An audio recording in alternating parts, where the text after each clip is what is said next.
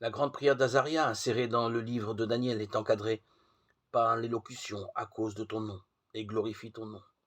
Daniel 3, verset 34. Depuis le retour de l'exil, le sentiment de l'incapacité humaine a changé de conduite et de cœur est devenu si aigu que l'espérance d'Israël se transforme. Dieu n'agira pas envers son peuple à cause de son comportement, mais uniquement pour l'honneur de son propre nom, parce qu'il est le Dieu fidèle qui ne saurait déroger à sa promesse. L'ultime espérance des hommes, c'est la fidélité de Dieu, celle qui s'exprime dans son nom. En même temps, le prophète continue de demander à chacun de présenter un cœur humilié, brisé, un cœur qui aura perdu sa dureté pour se laisser pénétrer par la tendresse inouïe de Dieu. Dieu n'est pas incontable. Est-ce que je compte mes bonnes actions? En toute humilité, prononçons des paroles de pardon.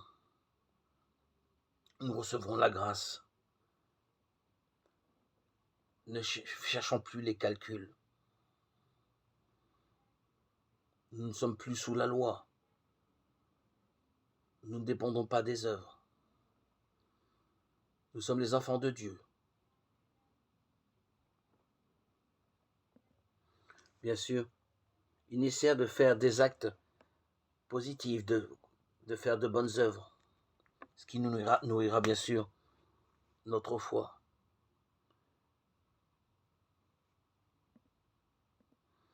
Et ça nous permettra de mettre en application cette loi d'amour que nous a enseignée Jésus. Jésus nous demande d'observer, d'enseigner la loi pour être déclaré grand dans le royaume des cieux. Pour Jésus, c'est toujours une question de cohérence.